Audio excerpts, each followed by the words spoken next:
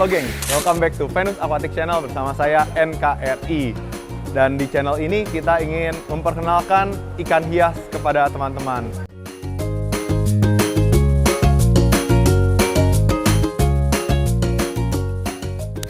Jadi ikan hias itu ada banyak sekali jenisnya, bukan cuma cana aja, bukan cuma gupi aja, koi, arwana, atau yang kalian tahu aja. Jadi ada ribuan jenis, yang saya tahu aja kurang lebih ada 1.300 spesies ikan hias yang ada di dunia. Dan setiap tahun masih ada nambah 1-2 jenis, itu setiap tahun ya, karena ditemukan ikan-ikan baru. Jadi kita ini kan dunia ini belum eksplor sampai pelosok-pelosok hutan, belum eksplor sampai pelosok-pelosok sungai. Jadi tiap tahun ada aja spesies ikan baru gitu gengs. Bahkan bukan cuma yang ditemukan di alamnya langsung, ada juga yang ditemukan atau dibuat di laboratorium. Seperti contohnya ada di belakang, nanti kita jelasin, yang dibikin di lab. Ada juga yang dibuat di farm atau yang hasil silang-silangan. Itu silang-silangan seperti apa? Contohnya lohan. Lohan itu cari di alam awalnya itu tidak ada, tapi ikan jenis siklit A campur siklit B jadi jenis AB dicampur sama C jadi jenis ABC. Nah itu lama-lama digabung-gabung jadilah ikan lohan. Dan ikan lohan sendiri sampai sekarang itu masih berevolusi dan terus dikembangkan biar semakin bagus lagi. Jadilah ikan kanva, ikan ini, ikan itu, banyak lah. Jadi ikan hias itu sangat luas sekali. Dan di sini kita lagi ada di Living World Fish Festival. Jadi seperti namanya, di sini ada banyak banget jenis ikan dan kita ingin memperkenalkan ke teman-teman sekilas aja keragaman jenis ikan, karena saya tadi udah keliling dari ujung ke ujung, cukup komplit banget gengs. Ini dimulai dari depan nih, ada berbagai jenis ikan pari air tawar. Dari tadi pengunjung yang awam ya, pada bilang, wah ini pari pasti air laut ya. Kalaupun jadi air tawar, apa ini karena proses aklimasi, proses ini itu dari air laut ke air tawar? Enggak gengs, jadi ini asli 100% pari sungai. Dan pari-pari seperti ini, nama latinnya itu Potamotrigon, itu dia banyak ditemukan di sungai Amazon. Dari Amazon dibawa ke berbagai negara dunia seperti China, Thailand, bahkan Indonesia juga, dan dibudidayakan di negara-negara tersebut. Jadi sekarang udah cukup populer. Bahkan dari yang di alamnya itu bintiknya kurang bagus, sekarang udah dikembangkan jadi bintiknya tuh gede-gede. Pokoknya cakep-cakep banget lah, karena itu hasil selective breeding. Terus ada juga tuh warna-warna yang antik-antiknya. Jadi sekarang semakin beragam, semakin bervariasi, dan semakin banyak gitu jenis-jenisnya. Varian-variannya, motifnya juga. Oke, itu satu. Terus tadi ngomong-ngomong ikan yang diciptakan di farm. Ikan yang diciptakan di farm itu contohnya seperti ini nih. Ini namanya ikan blackberry. Bukan handphone ya. Kalau handphone kan ada blackberry tuh. Ini namanya ikan blackberry. Ini mau cari di alamnya itu tidak ada, tapi ini sebuah farm di Malaysia, mereka silang, akhirnya jadilah ikan blackberry ini. Pada awalnya ini nenek moyangnya atau engkongnya itu seperti itu tuh, yang ada garisnya titik itu ikan Methinus tinbar, namanya tinbar. Di alamnya ada yang seperti itu disilang, akhirnya jadilah si blackberry. Oke, terus juga engkongnya ya, atau saudara sepupunya aslinya seperti ini nih, tidak ada motifnya. Jadilah seperti tadi, tinbar. Terus ikan keren lainnya yang saya pengen kenalkan ke teman-teman, tadi kan variasinya ada banyak sekali. Itu ini jenis lele-lelean. Kalau kita kan udah banyak mempromosikan ikan cana. Berapa tahun terakhir ya, bukan berapa bulan lagi, kita mempromosikan banyak cana dan jenis-jenis yang terus berkembang, terus bertambah jenisnya. Ini lele Amazon. Ini ada 3 serangga yang paling populer di Indonesia. mungkin juga paling populer di dunia. Yang pertama itu ada dari yang kanan dulu deh. Ini apa teman-teman? Namanya Moonlight Catfish atau si Piraiba. Terus yang tidak boleh dilewatkan oleh para penggemar Bianconeri atau penggemar Juventus itu Tigrinus Catfish, si zebra. Terus ada lagi ini namanya Piraiba. Mereka bukan cuma sama-sama dari sungai Amazon, tapi mereka semua ini bisa tumbuh sampai 80 cm, 1 meter, bahkan ada foto-foto di Google yang kasih lihat mereka ini bisa tumbuh sampai 1,5 meter. Jadi yang namanya ikan hias itu semakin besar tempat tinggalnya, dia bisa tumbuh semakin besar juga. Apalagi kalau di sungai-sungai arus deras seperti Amazon itu kan arusnya deras. Kadar oksigennya tinggi. Biasanya ikan-ikannya itu bisa tumbuh semakin besar-besar. Itu lele Amazon yang bisa sangat besar. Banyak juga lele Amazon yang tipenya medium yang bisa tumbuh 40 sampai 60 bahkan 70 cm. Tadi 3 serangkai lele jumbo, sekarang lele sedang. Nah, yang pertama kita perkenalkan, ini namanya Granulosus Catfish. Mukanya sangar tapi mereka semuanya hatinya Hello Kitty gitu. Jadi tampang security, wajah Hello Kitty. Granulosus Catfish. Dia punya 3 serangkai temennya. Temennya lagi namanya ini nih, biasa digabung dengan Oxydoras niger. Terus tadi juga ada di belakang namanya Megalodoras irwini. Megalodoras juga ada varian-variannya, ada irwini, Uranoscopus, ada banyak lah pokoknya. Jadi bervariasi, dan ini Granulosus yang agak besar, tapi mereka bisa masih lebih besar lagi. Jadi gitu. Terus juga kalau bicara ikan yang dibuat, dalam tanda kutip ya, adalah ikan Symphosodon ini, atau ikan diskus. Awalnya di alam ya, diskus itu cuma 1-2 warna lah, wild discus. Tapi di ternak-ternak, di silang-silang selective breeding, dengan proses yang panjang, akhirnya banyak ikan diskus yang bervariasi. Seperti contohnya ini red melon, ada lagi Marlboro, pigeon, terus pigeon juga ada banyak, pigeon checkerboard, dan leopard, dan sebagainya. Jadi bervariasi sekali. Terus di sini juga ada ikan kingyo. Kingyo itu bahasa Jepang yang artinya goldfish. Ini namanya Oranda.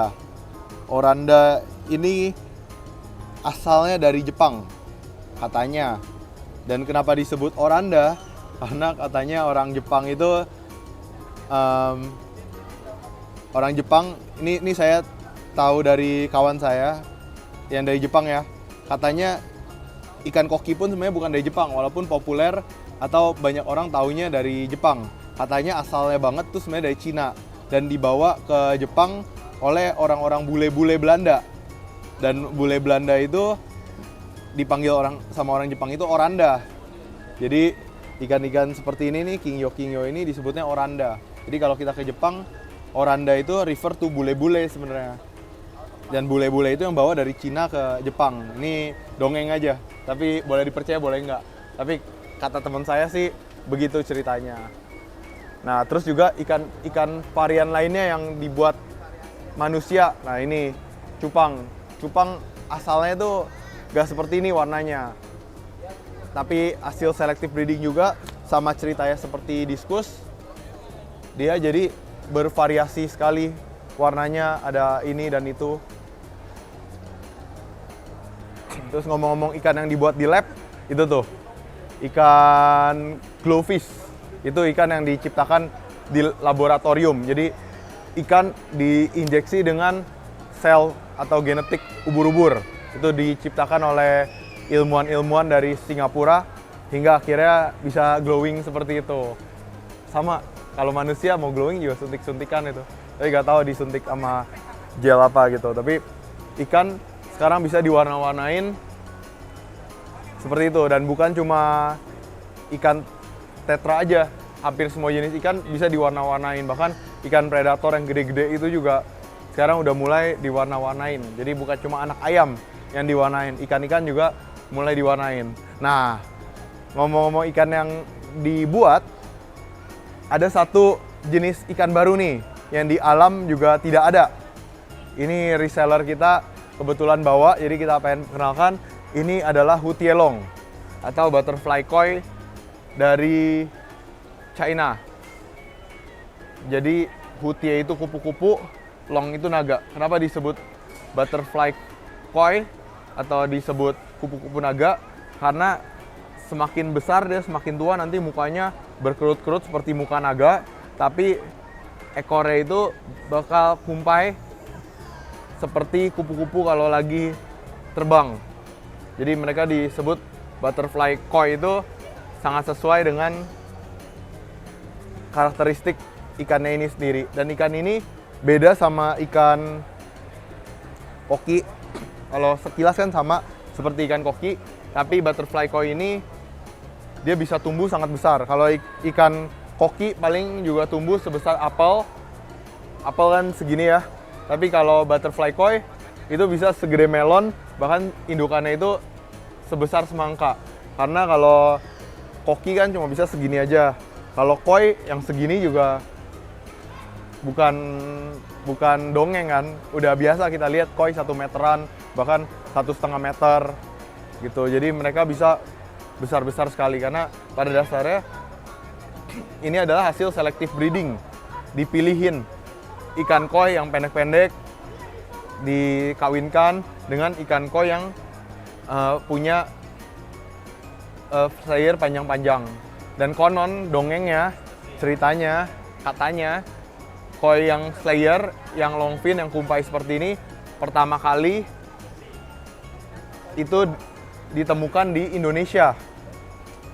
Jadi orang Blitar yang pertama kali dapat ikan koi ekor panjang atau ikan koi kumpai ini pertama kali adanya di Indonesia, walaupun ikan koi ini asalnya dari Jepang. Dan sebagai hadiah persahabatan gitu ya, waktu masih Presiden Soekarno, mereka kasih ikan koi ekor panjang ini ke pemerintah Jepang gitu. Jadi orang Jepang bawa ikan koi pada umumnya yang ekornya pendek, terus Indonesia kasih ke Jepang ikan koi yang ekornya panjang gitu. Dan di sana juga di sini selanjutnya dibudayakan dan jadi banyak ikan koi yang ekornya panjang. Ini saya dengar ceritanya dari Pak Sugi, itu salah satu sesepuhnya ikan koi Indonesia. Jadi saya nggak tahu cerita pastinya, tapi kalau kata beliau begitu, jadi saya ceritakan aja. Dan kalau di Jepang, mereka itu kurang suka dengan ikan yang tidak sempurna. Jadi ikan koi itu mereka carinya yang benar-benar sempurna aja. Yang paling bagus mereka besarin. Yang defect, yang cacat, bahkan yang pendek-pendek itu mereka musnahin. Anakan 1000 cuma diambil 100 yang terbaik untuk digedein. Sisanya itu dilenyapkan. Dan itu juga kenapa di Jepang tidak ada nih koi yang pendek-pendek seperti ini. Koi yang pendek-pendek ini adanya di Cina, karena orang Cina lihat, ih pendek lucu, di keep, dipelihara, digedein, dan melalui berbagai proses, akhirnya jadilah butterfly koi ini. Dia juga beda dengan koi slayer yang ada di Indonesia. Kalau koi slayer, walaupun tadi saya cerita pertama kali ada di Indonesia, tapi di Cina ini udah dikembangkan varian barunya lagi. Jadi dari wajahnya, dari bentuk tubuh, dari warna, itu udah sangat berbeda. Gitulah gengs, sedikit cerita tentang ikan, dan masih banyak lagi yang bisa saya ceritakan. Yang pasti dunia ikan ini luas sekali dan terus bertumbuh, terus makin beragam dan bervariasi.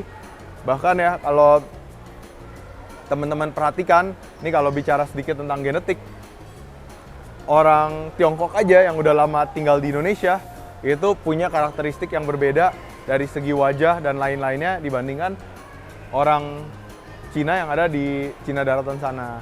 Orang Indonesia yang lama tinggal di luar negeri juga kalau dilihat wajahnya juga beda gitu. Bahkan ya panjang lah, nanti kita bahasnya kejauhan, nanti muternya jauh. Oke gengs, ini baru part satunya karena ini masih luas lagi nih. Nggak luas banget sih, tapi ya masih ada yang lain-lain lagi, nanti kita bahas yang lain-lainnya lagi. Masih seru banget, tunggu part 2-nya ya. Jadi sekian aja video pada kali ini.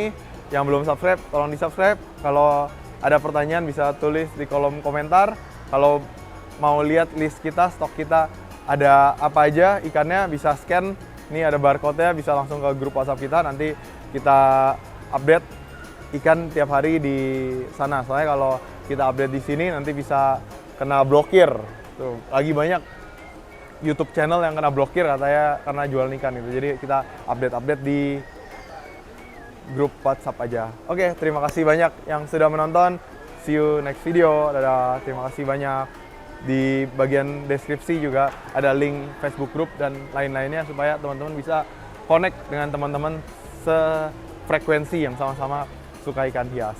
Oke, terima kasih sudah menonton.